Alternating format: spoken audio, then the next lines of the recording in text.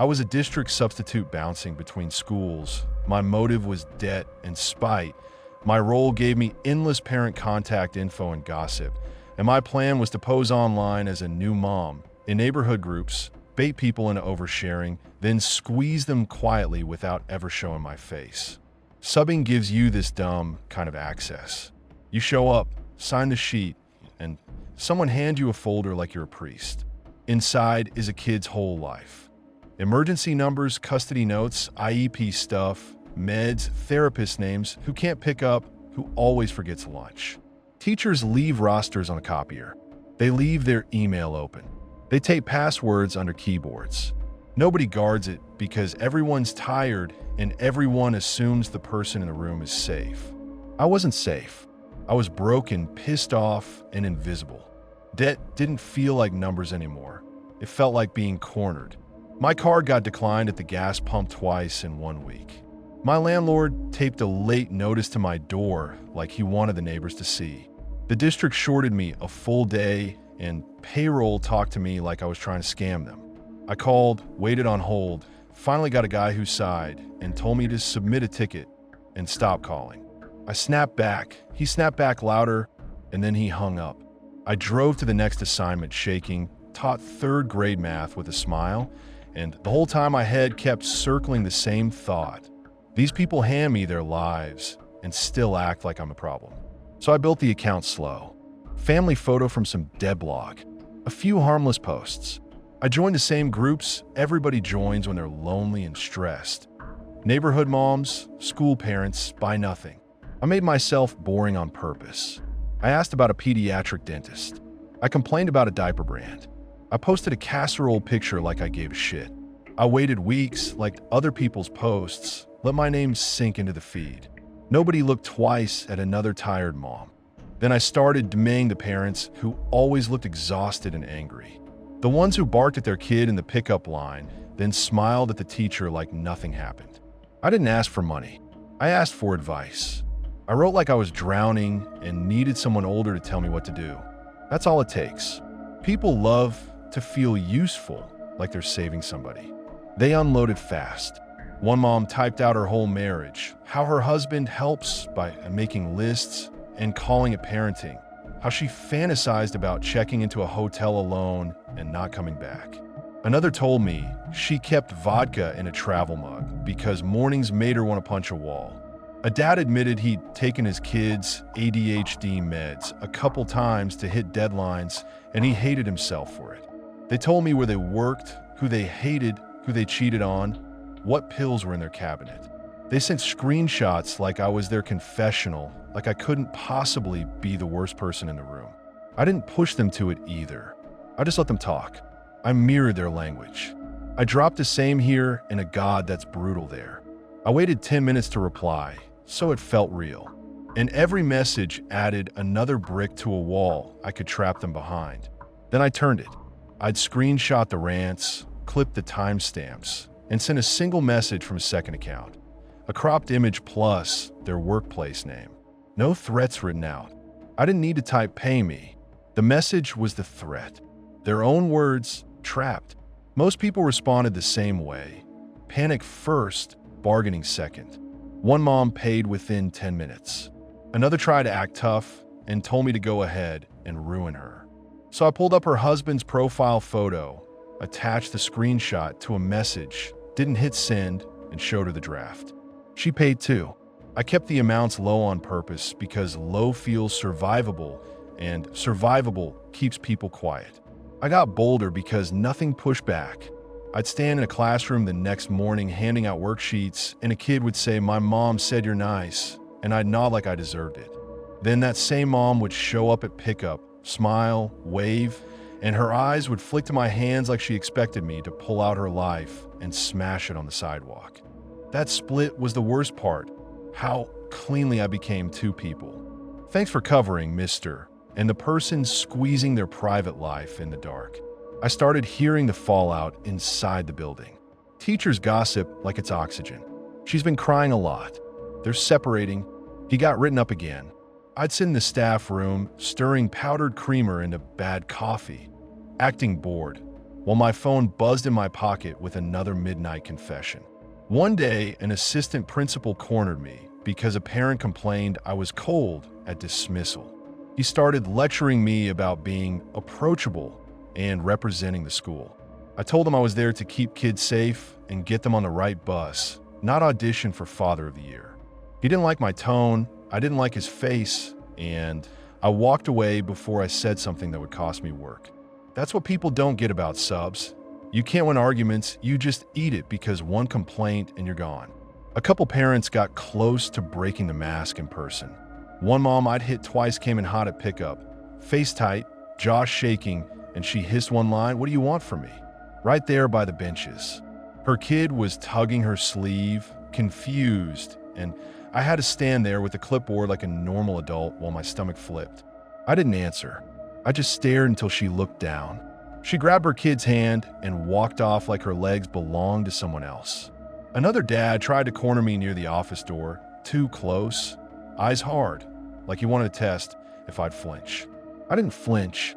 I pointed at the sign-in desk and made him back up like he was a problem parent, because that's the game in a school.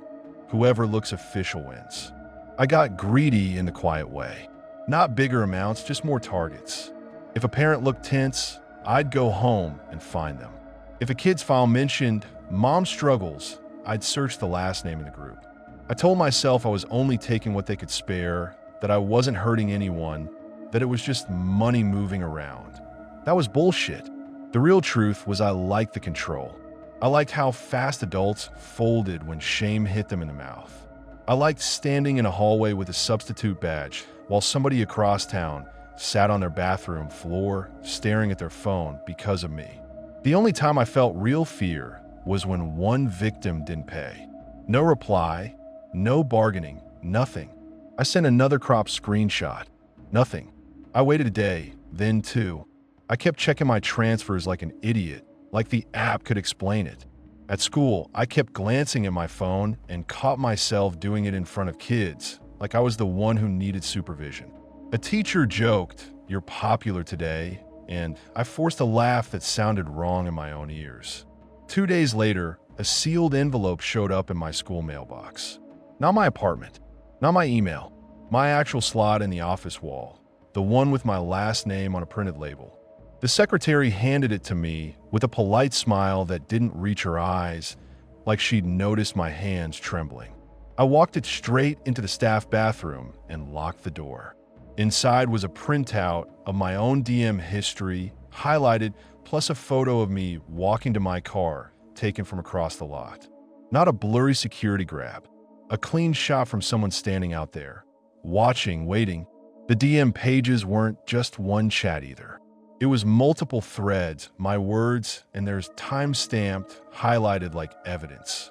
Someone had circled my fake sympathy lines in thick ink, like they were laughing at how I'd played it. No note, just proof. I stood there with the papers against the sink, mouth dry, ears ringing, trying to make the logic work. If they had this, they were inside the accounts or inside my phone. If they could drop it into my school mailbox, they knew where I worked that day, which meant they tracked me or they were in the building. I thought about parent volunteers with keys. I thought about office staff who touched mail all day and never looked suspicious. I thought about the IT guy who rolled through classrooms with a cart and a smile, asking teachers if their Wi-Fi was acting up, and how nobody ever questions him. I thought about the one parent who didn't pay and how silent they were, like they weren't scared of me at all. I couldn't report it. I couldn't confess without lighting myself on fire. I couldn't even quit because quitting would look like guilt and I was already drowning in it. So I did the only thing I had left. I went back to the classroom, smiled at kids, taught the lesson, acted normal while my stomach crawled. I shut down the scheme. I didn't delete anything because deleting felt like a signal. I changed passwords, then changed them again, then realized it didn't matter. I started taking different exits, scanning the lot, checking reflections in windows like a paranoid asshole. Every time the mailbox doors clicked shut in the office, my heart kicked. Every time a parent waved at pickup, my neck went hot because I couldn't tell if they recognized me as the substitute or as the thing in their phone at night. I still sub. I still smile. But now every time a parent waves, I wonder if they're waving because they like me or because they're counting down until they crush me back.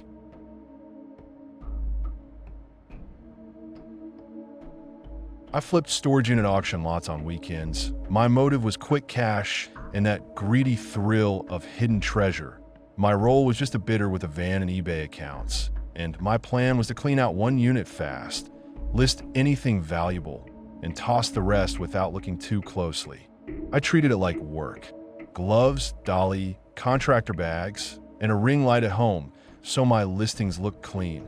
At auctions, you get a quick peek. The manager cuts the lock, rolls the door, and you stare into somebody's abandoned shit while people around you toss bids like it's a game show. That day I won a unit cheap because the front looked boring. No tool chests, no boxes labeled gold, just sagging trash bags, a cracked suitcase, and a couple plastic totes stacked like somebody packed in a hurry and then never came back. I rolled the door up and the smell hit me. That old cloth funk with a sour edge. I didn't stop to think. I grabbed what sold and moved on. I pulled a dusty console, scooped chargers, checked pockets because cash shows up sometimes, and that's how you get hooked. I shook out jackets, dumped the rest into trash bags. I didn't stop to read labels or open every shoebox because other bidders hover if they think you found something good, and I hate that feeling, like hands reaching for your stuff before it's even yours. I cut the tape on one big tote because it was wrapped tight like somebody didn't want it opening by accident. The lid fought me, then popped, and right on top was a stack of printed photos, thick and squared up like someone took time to keep them neat. I flipped the first few without thinking, expecting family pictures, wedding shots, maybe some kid's birthday. Then my brain caught up. Same young woman, same face, over and over. Not posed, not smiling at the camera. Candid angles, street shots, shots of her walking with grocery bags, waiting at a bus stop, unlocking her car, looking down at her phone. Some were too close, like taken from a passenger seat with the window cracked. Some were far away, like from across an intersection, zoomed in, grainy, like whoever took them kept distance on purpose. A few were through windows, the glass reflecting a room behind the camera, and I had this gross little moment where I tried to see the photographer in the reflection and couldn't. My stomach dropped and my hands went damp inside my gloves. I told myself stupid excuses fast. Maybe it's a private investigator. Maybe it's a jealous ex saving screenshots. Maybe it's nothing. Then I dug deeper and found the manila envelope. Newspaper clippings. Same headline again and again. Missing. Her face matched the photos. Same eyes, same mouth, the same poster picture reprinted in different papers like the town couldn't stop dragging her back up. Somebody had circled her face in pen so hard it dented the page. My throat went tight and my brain did that disgusting thing where it tried to turn it into a find instead of a person. Like I could turn this into a story to tell somebody and feel important. I hate that part of me, but it's there and it pushed my hands instead of stopping them. Curiosity beats decency when money's involved. Under the envelope, I found a cheap prepaid phone wrapped in foil, crumpled and fingerprinted, like whoever did it thought signals were ghosts you could trap. The phone was dead, but it felt dirty in my palm. There was a motel keychain next to it, sun-faded plastic with a huge room number and a little logo I didn't recognize, and then a spiral notebook. No name on the front, no address, just dates, times, and locations written like a schedule. Intersections, parking lots, a gym, a river trail, back lot, written 3 different ways like the person couldn't decide what to call it. The same spots repeated on different days. Patterns. I flipped pages and saw a date circled so hard the pen tore the paper, like someone got mad at the page. My heart started doing that stupid fast flutter where you feel like you might puke, but nothing comes up. I heard footsteps behind me and snapped around like I'd been caught stealing. It was another bidder doing that nosy lean in, peeking like he had a right to my unit. He asked what I got. I stepped in front of the doorway and told him it was just clothes and junk. He kept looking past me at my van like he didn't believe me, like he wanted to spot the good stuff. I got sharp with him, and he got sharp back. And for a second, we were arguing over a storage unit while a missing woman's face sat in my tote like a warning label. He finally walked off muttering, and I stood there breathing hard, realizing how guilty I looked, how guilty I felt, and how quickly strangers could decide what kind of man I was. I should have called in right then. I didn't. My head filled with worst-case crap. Cops taking my van, my house, my laptop, asking why I had any of it, why I didn't report it the second I saw it, why I kept digging. I picture them scrolling my listings, digging into payments, asking about taxes, cash, all the little shady corners you ignore when it's just a side hustle. I pictured a detective looking at me like I was the kind of guy who'd stalk a woman, and what killed me was how easy it would be to make that story fit. I got angry at the idea of paying for somebody else's monster, and that anger turned into the excuse I needed. I chose myself. I stuffed anything with her face on it into a trash bag, photos, clippings, notebook, the foil-wrapped phone. I tied it tight enough to cut the plastic and finished clearing the unit on autopilot, sweeping the floor because the manager watched for that and I needed him to think I was normal. He even joked, loud enough for other bidders to hear, that some people leave creepy stuff behind and you never know what you'll find. I laughed like it was funny. My mouth did it before my brain could stop it. I loaded the last box, dropped the lock back in the office like nothing happened, and drove with both hands glued to the wheel because my fingers kept trying to shake. I went to a construction site dumpster on the edge of town because it felt anonymous. I didn't go to my usual dump because you show ID there, and I suddenly believed every camera was real and watching me. I parked crooked, yanked the bag out, and I didn't toss it gently. I threw it like it burned. It hit wrong and split, and photos burst out and fluttered and slapped onto wet drywall scraps and insulation. Her face landed everywhere for a second, staring up at me from trash like it had weight. The notebook slid out and landed open on that circled date. I didn't read it. I didn't let myself. I used my boot and shoved everything down, grinding paper into garbage until I couldn't see her anymore. Then I slammed the lid and stood there shaking, listening for footsteps that weren't there, waiting for someone to shout my name. Nobody came. Back home, I tried to act normal by working. I listed the clean stuff, vintage jewelry, old electronics, random junk with keywords. The motel keychain sat there and I stared at it too long, then listed it anyway because I couldn't stand the idea of wasting anything, because I'm that kind of asshole. The keychain sold in 10 minutes. 10. The buyer messaged me asking where I got it, because it looked familiar. My pulse jumped like I'd been caught. I blocked them instantly and deleted the message, but my body didn't calm down. I kept checking my front window. I kept thinking about how fast familiar turns into I know exactly where that's from. A week later, I saw a Reddit thread about the missing woman. Users were trading theories, building timelines, posting old vigil photos, arguing like they were detectives. I scrolled with my jaw clenched, telling myself to close it, telling myself it wasn't about me. And then I saw it, a screenshot of my listing, my exact background table, my exact lighting, circled in red like evidence. People were tagging each other, saying report the seller, saying this is huge, saying the seller is involved, saying shit that made my skin go numb. They didn't have my name, not yet, but they had enough to make me feel like the walls were thin. I deleted the account, wiped the photos, burned the sim. I shut down every username connected to sales and try to pretend the internet forgets. It doesn't. The thread stayed up anyway, because strangers archive everything now. And every time I hear my phone buzz, I feel that construction dumpster in my chest, full of paper faces I threw away, so I could keep living like a regular person.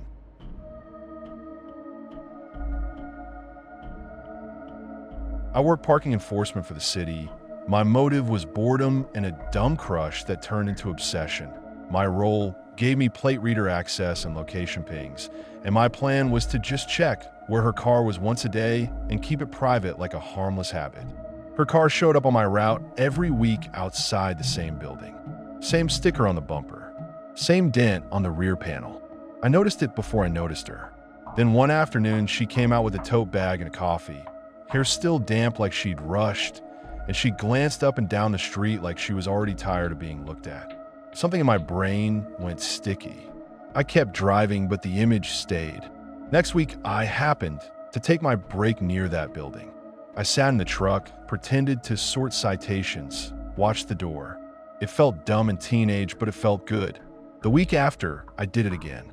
Then I stopped needing to see her because the system could do it for me. The city trucks have plate readers. People think we eyeball meters all day, but the cameras grab plates, log time and location, and dump it into a portal. Map pins history. It's meant for boots and towing and disputes. It's not meant for me, alone, bored, trying to turn a stranger into a routine. I typed her plate once. One stupid search. The map dropped pins like it was nothing.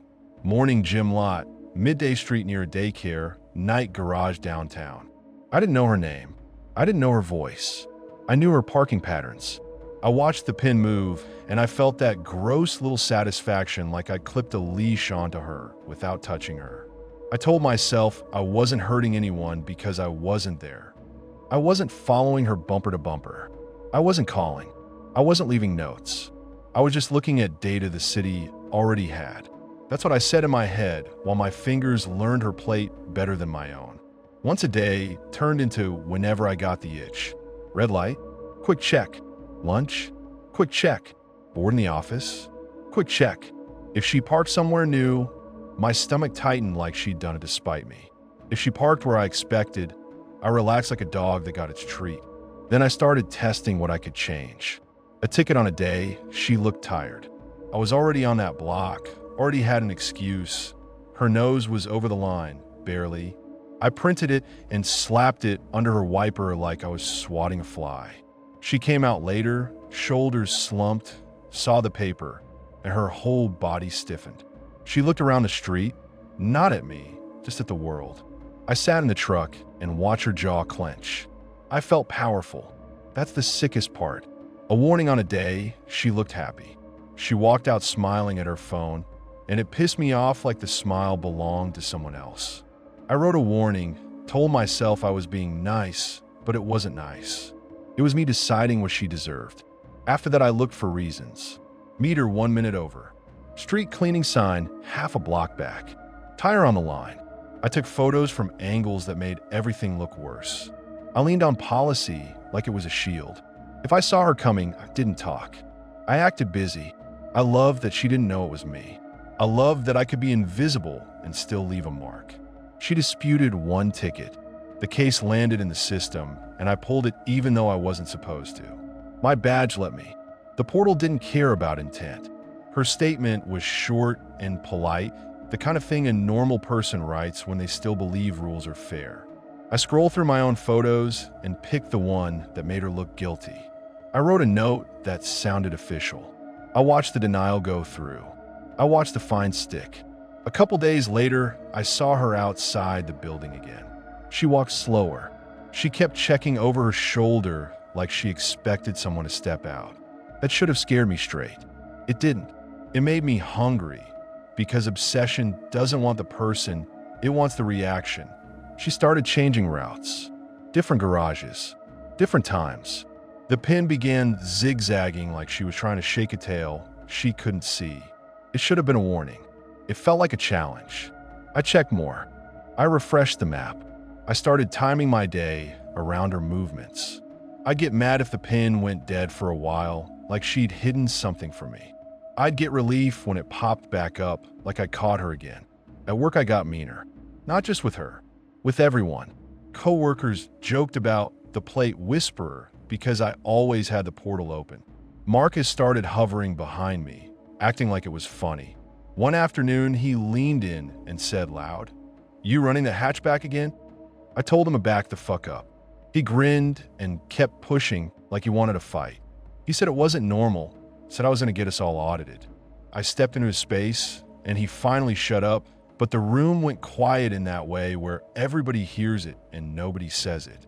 Later, my supervisor grabbed my sleeve in the hallway, yanked me into a copy room, and told me to quit acting like a psycho and keep the portal off the main screen. I nodded, lied, and went right back to it the second he turned away. Then I got called into the office. No shouting, no scene, just my supervisor sitting there with a dead face and a stack of paper like it weighed 100 pounds. The room felt too quiet, like even the fluorescent lights knew to shut up. He slid a printed screenshot across the desk. My login, my searches, her plate, repeated.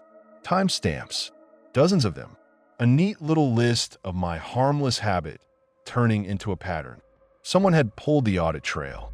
Someone had looked close enough to see what I was doing. I tried to talk my way out. I said it was accidental. I said the system auto-filled. I said I was verifying a dispute. I heard myself, and I hated myself. But I kept talking because panic makes you stupid and stubborn. He didn't argue. He just said words like misuse, investigation, termination, and criminal. He told me to hand over my credentials and go home. He told me not to access the portal again. His voice stayed calm, like he was reading a memo, which made it worse. Comment he'd already decided I was done. I walked out feeling hollow. In the parking lot, I sat in my truck with my hands on the wheel and my mouth open like I'd forgotten how to breathe. I kept seeing her face when she found that ticket. I kept thinking I did this. And then, immediately, I thought, who reported me? That night, I opened my personal laptop anyway. Of course I did. I logged in with an old save token I shouldn't have had. My hand shook now. I wasn't looking for her.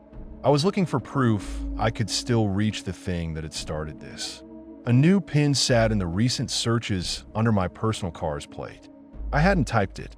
I stared at my plate number on the screen like it was a joke. The timestamp hit while I'd been in the supervisor's office. The map dropped a pin right on my apartment lot. I clicked the history and my stomach flipped. Grocery store red, bar red, my mom's street from last week, the turnout by the river where I sometimes parked when I couldn't stand my own place. Someone had done to me exactly what I'd done to her. Clean, quiet, on purpose, not even hidden, left in my recents like a handprint on glass. I didn't stay inside after that. I grabbed my keys and went down to the lot, heart banging, half expecting my car to be gone. It was there, same scratch hood, same dent by the taillight. But across the lane, a dark SUV sat with its lights off and its engine idling, just a low vibration I could feel through the cold air. Could have been a neighbor, could have been nothing. I stared anyway, because now everything looked like a threat. I walked to my driver door and checked under the wiper like some stupid mirror of what I'd done to her. Nothing. No note. No ticket. The SUV's screen glowed for a second, then went black. I stood there like an idiot until my breath started to shake. Then I backed away fast and went upstairs without looking over my shoulder again. I stood up so fast the chair scraped. I checked my window. I checked the peephole. I locked the deadbolt, then checked it again. I kept my lights off and sat on the floor with my keys in my fist like a weapon. My phone buzzed with nothing important, and I almost threw it across the room. I tried calling my supervisor. Voicemail. I tried calling a coworker. No answer. I thought about calling the police and telling them what? Hi, I abused city surveillance, and now somebody's watching me back. I couldn't say it out loud. I couldn't make it real. I opened the portal again because I couldn't stop.